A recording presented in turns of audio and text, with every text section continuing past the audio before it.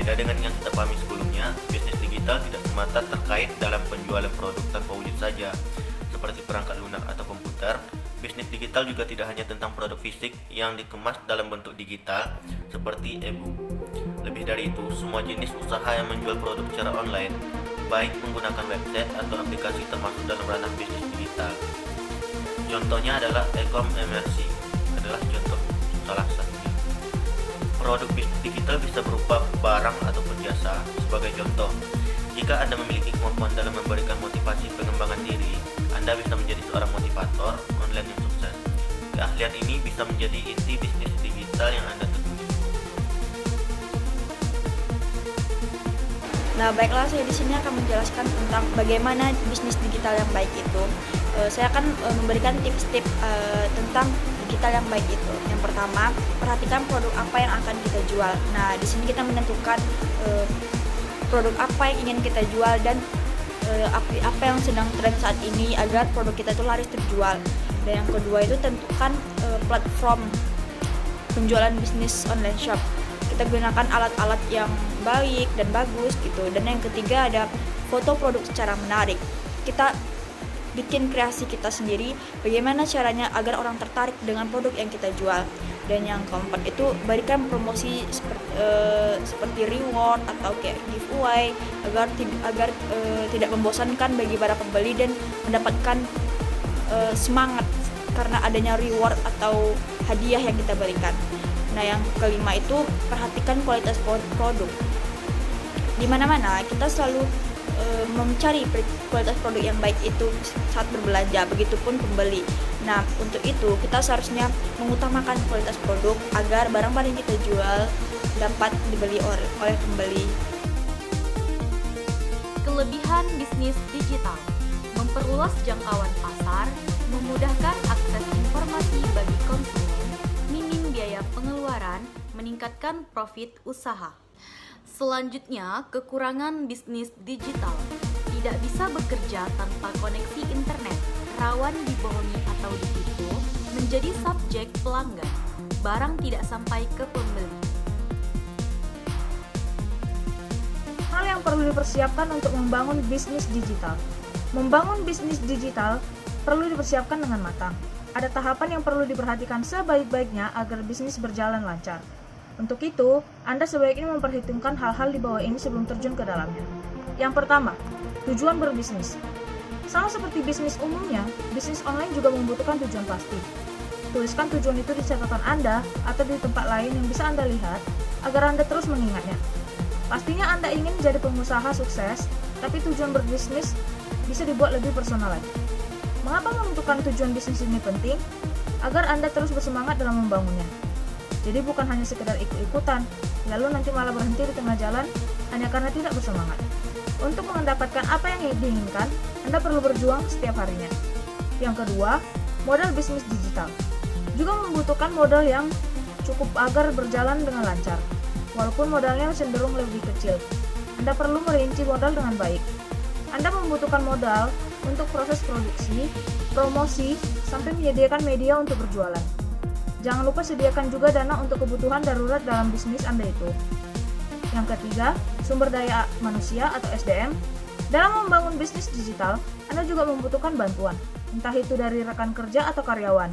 Anda tidak bisa melakukan semuanya sendiri karena Anda akan kelelahan. Anda perlu memperkerjakan karyawan yang memiliki keahlian di bidang yang Anda butuhkan. Untuk Anda yang baru pertama kali membuka bisnis, jumlah pekerja yang Anda rekrut dapat disesuaikan dengan kebutuhan operasional. Yang keempat ada menentukan medium. Untuk menjual produknya, dalam mendirikan bisnis digital, paling bagus memiliki situs web sendiri. Tapi itu bukan suatu keharusan untuk Anda yang dalam tahap awal membangun bisnis. Anda bisa berjualan di media sosial atau di marketplace. Hampir semua media sosial memiliki fitur khusus untuk berjualan yang dapat dimanfaatkan oleh Anda. Lalu pilih marketplace di Indonesia saat ini cukup beragam. Namun, perlu diingat, marketplace biasanya membebankan biaya administrasi untuk para penjual. Yang kelima ada susun rencana bisnis dengan rapi. Anda juga perlu merencanakan bisnis dengan rapi. Misalnya mempersiapkan produk, menentukan target pasar, menentukan promosi seperti apa yang ingin diandalkan, dan lain sebagainya. Hal ini memang membutuhkan waktu, jadi lakukanlah sesuai dengan yang Anda rencanakan. sampai Anda yakin bahwa Anda sudah siap mengeksekusi ide bisnis digital Anda ini. Yang keenam, ada buat akun media sosial bisnis. Supaya bisnis digital Anda lebih terkenal, Anda wajib memiliki media sosial khusus untuk toko online Anda. Melalui media sosial itu, Anda akan lebih mudah berinteraksi dengan pelanggan. Anda juga bisa sekalian promosi di sana dengan memasarkan produk-produk Anda. Promosi di media sosial sangat bagus dilakukan untuk bisnis pemula karena biayanya tidak begitu mahal. Anda bahkan bisa menentukannya sesuai dengan budget yang dimiliki karena tidak ada patokan dari media sosialnya sendiri. Yang ketujuh, ada belajar SEO. Memahami SEO atau Search Engine Optimization akan mempermudah Anda untuk melakukan pemasaran secara online. Anda dapat menjadikan situs web jualan milik Anda menjadi yang pertama di halaman mesin pencarian. Untuk membangun SEO atau SEO yang bagus, diperlukan waktu yang lama. Jadi, Anda jangan ragu untuk mengembangkannya secara terus-menerus. 10 cara memasarkan produk terbaik di era digital saat ini. Yang pertama, itu pahami target pasar. Target pasar adalah suatu hal yang berkaitan dengan tren produk yang ada di pasaran saat ini. Sasaran produk nantinya akan diedarkan ke masyarakat luas dengan melihat potensi produk tersebut di pasaran. Yang kedua, yaitu analisa produk pesaing yang ada. Pentingnya melakukan analisa untuk produk pesaing yang sama di pasaran sebagai evaluasi agar Anda selaku produsen bisa lebih baik lagi dalam memproduksi suatu barang. Maksimalkan konten digital. Konten digital biasanya digunakan pada platform Facebook, Instagram, blog, YouTube, story WhatsApp, dan sebagainya. Cara ini harus dimaksimalkan karena media sosial sangat membantu untuk membuka pandangan baru pada orang-orang di era digital saat ini. Yang keempat yaitu lakukan potensi saluran pemasaran secara digital. Potensi saluran pemasaran digital saat ini berupa Google Ads, Facebook Ads, Instagram Ads, dan sebagainya. Bisa juga dengan penggunaan link yang bekerjasama dengan affiliator dalam pengoptimalan website. Blog pribadi juga bisa digunakan dan dimanfaatkan sebagai media pemasaran suatu produk. Yang kelima yaitu ukur hasil kinerja pasar. Melakukan perhitungan saat produk mulai dipasarkan akan memiliki fungsi yang baik guna evaluasi. Dalam dunia pemasaran produk digital saat ini sangat berpengaruh kepada tinggi rendahnya daya beli yang akan berakibat pada omset yang didapatkan pada produsen. Yang keenam yaitu lakukan analisa dari efektivitas pemasaran. Analisa dilakukan jika cara memasarkan produk secara digital sudah maksimal namun terjadi kendala atau tidak menghasilkan hasil yang memuaskan. Yang ketujuh yaitu gunakan optimasi mesin pencari.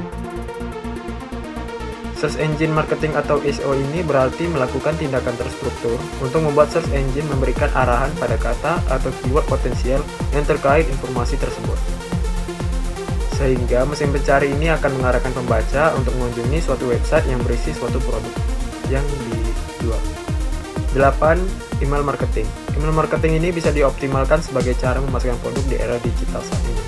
Dengan adanya email ini, maka informasi bisa langsung masuk ke inbox konsumen dan bisa membangun komunikasi positif kepada pelanggan yang setia pada produk yang digunakan. Yang kesembilan yaitu inbound marketing.